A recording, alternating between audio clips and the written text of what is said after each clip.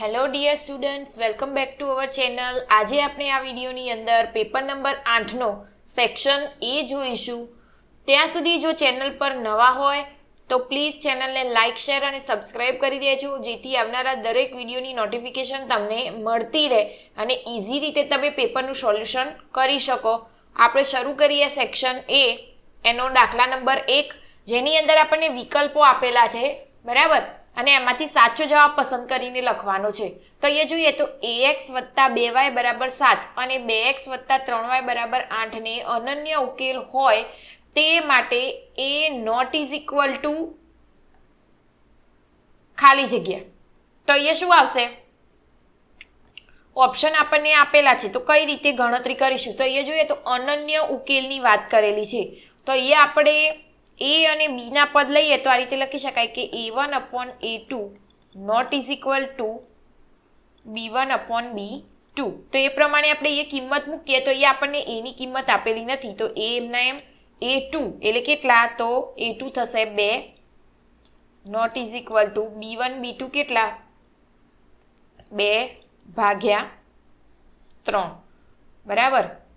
તો અહીંયા જોઈએ તો ચોકડી ગુણાકાર થાય તો એ શું થઈ જાય? a naught is equal to 2 દુ 4/3. તો આપણો જવાબ થશે 4/3. તો અહીંયા ઓપ્શન શું આવશે? ઓપ્શન બી એ આપણો ફાઇનલ આન્સર. ત્યાર પછી નેક્સ્ટ જોઈએ તો અહીંયા શું કીધેલું છે? બિંદુઓ a 0 અને 6 અને b 0 અને -2 વચ્ચેનું અંતર ખાલી જગ્યા એકમ છે. અહીંયા આપણને એકમ વચ્ચેનું અંતર શોધવાનું કીધું હોય તો અહીંયા તો એકદમ ઇઝી.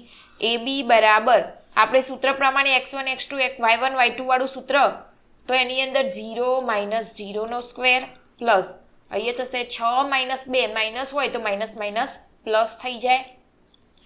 તો અહીંયા 0 એટલે તો શું થઈ જાય? 0 જ થઈ જાય. અને 8 ને 6 અને 2 એટલે કેટલા? 8નો વર્ગ. તો 0 તો ના લખો તો બી ચાલે, એટલે 8નો વર્ગ તો કેટલો થાય? 8 વર્ગ. તો 16 અને 16 એ શાનો વર્ગ થાય? તો અહીંયા વર્ગમૂળ નીકળી જાય. વર્ગ હોય તો અહીંયા વર્ગમૂળ નીકળે તો એ શું થઈ જાય? વર્ગ એકલો 8 આવશે. તો આપણો જવાબ થશે ઓપ્શન બી, બરાબર. ત્યાર પછી નેક્સ્ટ જોઈએ, જો સમાંતર શ્રેણી an = 7n + 5 હોય તો શ્રેણીનું 15મું પદ ખાલી જગ્યા થાય, બરાબર. તો અહીંયા આપણને શું આપેલ છે? n = 15 આપેલું છે. તો એ સૂત્રની અંદર આપણે શું કરવાનું રહે? કિંમત જ મૂકવાની રહે. તો 5 બરાબર 7, n ની જગ્યાએ આપણે શું મૂકીશું? 15 + 5. તો 15 × 7 કેટલા થાય? 105 અને 5 + 105 એટલે કેટલા થાય? 110. તો આપણો જવાબ થશે ઓપ્શન બી 110, બરાબર. આ IMP દાખલો ઘણી વખત એક્ઝામની અંદર પૂછાયેલો છે અને આવા દાખલા પૂછાઈ શકે, તો ખાસ ધ્યાન આપજો. ત્યાર પછી નેક્સ્ટ જોઈએ તો જો 4x² - x કૌંસમાં a + 1 કૌંસ બાર -1 બરાબર 0 ના બીજ એકબીજાના વિરોધી સંખ્યા હોય તો a બરાબર ખાલી જગ્યા, બરાબર. તો આખું પદ શું કહેવાય? b કહેવાય. તો એ લખી દઈએ આપણે કે b બરાબર 0 માટે અહીંયા શું લઈશું આપણે? -a + 1 બરાબર 0. હવે અહીંયા જોઈએ તો એ શું રહે? a + 1 બરાબર 0. તો એ શું થઈ જાય? a બરાબર 1 આ બાજુ જાય શું થઈ જાય? -1. તો આપણો જવાબ થશે -1, ઓપ્શન સી. ત્યાર પછી નેક્સ્ટ જોઈએ, જો cos a બરાબર 4/5 હોય તો tan a બરાબર ખાલી જગ્યા થાય. તો એના માટે આપણે શું કરવું પડે? પાયથાગોરસ પ્રમેયનો ઉપયોગ કરવો હોય તો એના માટે કાટકોણ ત્રિકોણ પણ દોરી શકીએ. તો અહીંયા લખી દઈએ a b અને આ c, આ કાટખૂણો થશે. હવે ખૂણાની અહીંયા એ ખૂણાને લઈએ તો એની અંદર cos એટલે અહીંયા શું થાય? 4 અને 5 સામેની બાજુ ભાગ્યા કર્ણ થશે અને tan θ. તો જોઈએ અહીંયા tan a શોધવાનો તો શું થાય? સાબા ભાગ્યા પાબા થાય. તો બરાબર ખૂણા a ની સામેની બાજુ એટલે શું થાય? BC અને પાસેની બાજુ એટલે શું થાય? AB. તો બરાબર BC અને AB એટલે કેટલા થાય?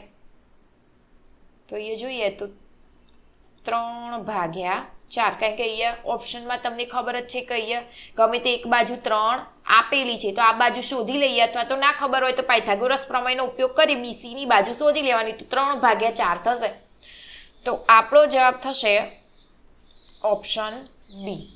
ત્યાર પછી નેક્સ્ટ જોઈએ તો અહીંયા આપણને શું કીધેલું છે x બાર બરાબર a plus h sigma FIUI ભાગ્યા સિગ્મા FI સૂત્રના વર્ગીકરણ આવૃત્તિમાં મધ્યક શોધવા માટે UI બરાબર ખાલી જગ્યા તો સૂત્રનો જ ઉપયોગ કરેલ છે. UI બરાબર શું થાય xi માઇનસ a ભાગ્યા h. આવા ઇઝી ક્વેશ્ચન પણ પૂછાઈ શકે એટલે UI જે આપણે કોષ્ટકની અંદર ગણતરી કરવા માટે વાપરીએ એ વસ્તુ અહીંયા પૂછેલી છે તો આ પણ ખાસ ધ્યાન આપવું આવો પણ એક્ઝામની અંદર ક્વેશ્ચન પૂછાઈ શકે બરાબર.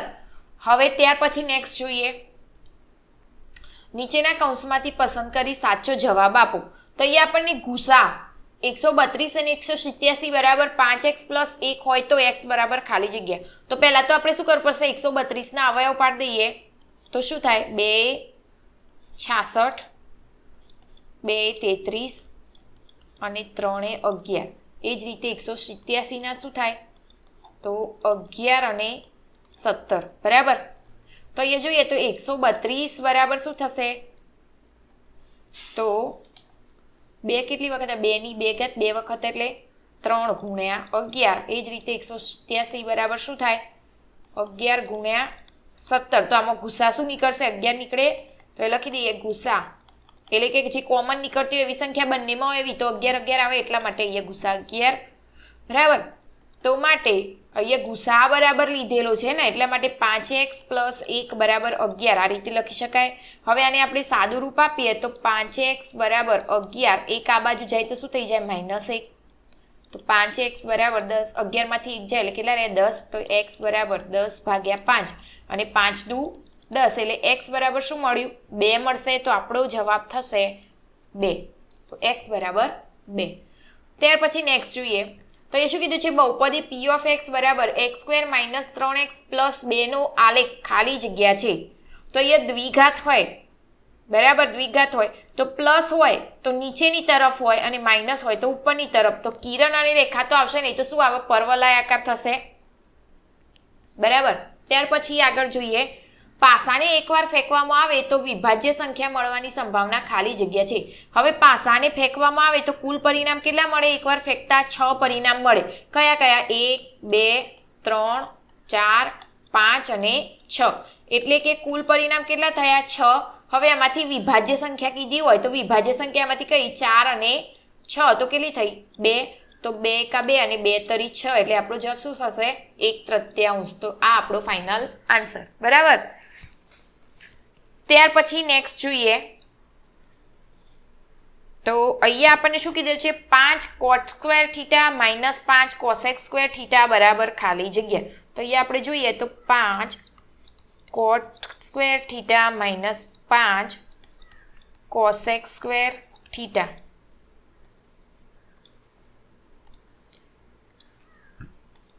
તો આમાંથી 5 ને કોમન કાઢી શકાય અને પદ જો ઉલટાઈએ તો અહીંયા શું થઈ જાય માઇનસ cosec² θ માઇનસ cot² θ બરાબર. તો અહીંયા આ નિત્યસમ થશે તો અહીંયા શું થઈ જાય -1 તો એ શું થઈ જાય 5 ગુણ્યા -1 એટલે -5 તો આપણો જવાબ થશે -5 બરાબર. ત્યાર પછી નેક્સ્ટ જોઈએ અહીંયા શું કીધું છે જો વર્તુળને 2 ત્રિજ્યાઓ વચ્ચેનો ખૂણો 140° હોય તો 2 ત્રિજ્યાઓના અંત્યબિંદુઓ દોરેલા 2 સ્પર્શકો વચ્ચેનો ખૂણો ખાલી જગ્યાનો હોય તો એ દોરી દઈએ આપણે એક વર્તુળ બરાબર. આ એનું કેન્દ્ર આ રીતે સ્પર્શ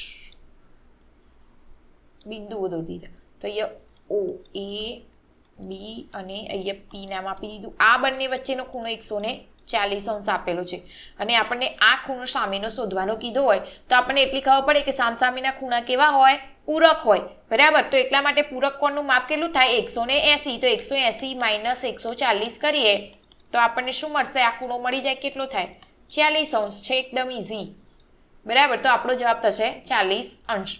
ત્યાર પછી નેક્સ્ટ જોઈએ તો એ શું કીધું છે પ્રચલિત સંકેતના z - m બરાબર ખાલી જગ્યા m minus x bar. IMP પ્રશ્ન ઘણી વખતે પૂછાઈ ચૂક્યો છે અને આગળના પેપરની અંદર પણ આપણે 1-2 વાર જોયો હતો. તો અહીંયા જોઈએ તો z બરાબર પહેલું તો સૂત્ર શું થાય 3m માઇનસ એક્સ બાર થશે. તો અહીંયા z માઇનસ m બરાબર અહીંયા સૂત્ર મૂકી દઈએ તો 3m માઇનસ અહીંયા જોઈએ તો સૂત્ર પ્રમાણે 2x બાર સોરી અહીંયા 2 રહી ગયા માઇનસ m બરાબર.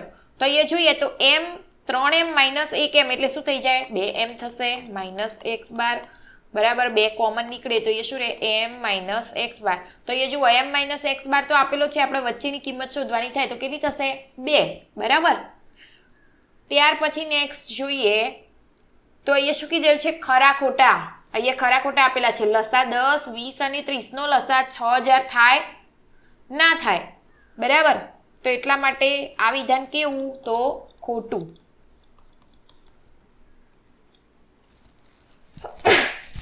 ત્યાર પછી જોઈએ બહુપદી x બાર માઇનસ x ની 5 ઘાત માઇનસ 12 અને બીજા કૌંસમાં x ની 3 ઘાત માઇનસ 5 નો ઘાત 5 થાય. સૌથી મોટી બહુપદી આટલી થાય તો થાય જોઈએ. તો અહીંયા કેટલી આપે છે x ની 5 ઘાત ગુણ્યા x ની 3 ઘાત. હવે ગુણાકાર હોય ત્યારે તમે ધોરણ 9 ની અંદર શીખ્યા હતા કે ઘાતનો શું થાય સરવાળો. તો એ x કૌંસમાં 5 પ્લસ 3 તો બરાબર x ની કેટલી થાય 8 ઘાત થાય. એટલે કે સૌથી મોટી ઘાત કેટલી આવી જોઈએ 8. અહીંયા આપણને કેટલી આપેલી છે 5. તો શું કહેવાય એ વિધાન ખોટું છે બરાબર. ત્યાર પછી નેક્સ્ટ જોઈએ જો 2 અને 3 એ સુરેખ સમીકરણ 5x માઇનસ 3y બરાબર k નો ઉકેલ હોય તો k બરાબર 1 મળે. સાચું કે ખોટું. તો અહીંયા જોઈ લઈએ આપણે સમીકરણની અંદર કિંમત મૂકી દઈએ તો 5 કૌંસમાં 2 માઇનસ 3 કૌંસમાં y એટલે 3 બરાબર k. તો 5 દુ 10 અને 3 તરી 9 બરાબર k. તો અહીંયા શું થયું k બરાબર 1 બરાબર. તો અહીંયા વિધાન આપણને k બરાબર શું મળે છે 1. તો એનો મતલબ આ વિધાન ખરું છે તો સાચું. ત્યાર પછી નેક્સ્ટ જોઈએ જો p ઓફ e બરાબર 0.05 હોય તો e નહીંની સંભાવના 0.95 છે. e નહીં એટલે શું થાય p ઓફ e બાર થશે બરાબર. તો p ઓફ e બાર શોધવાનો કીધો હોય જોવો હોય તો 1 માઇનસ p ઓફ e થશે સૂત્ર. એની અંદર આપણે કિંમતો મૂકી દઈએ p ઓફ e ની કિંમત 0.05 તો બંનેની બાદબાકી કરીએ તો આપણને શું મળશે 0.95. તો એનો મતલબ આપણો જવાબ સાચો છે. તો એટલા માટે આ વિધાન કેવું તો ખરું બરાબર. ત્યાર પછી નેક્સ્ટ જોઈએ તો સમાંતર શ્રેણી 8 3 -2 અને -7 નો સામાન્ય તફાવત શોધો.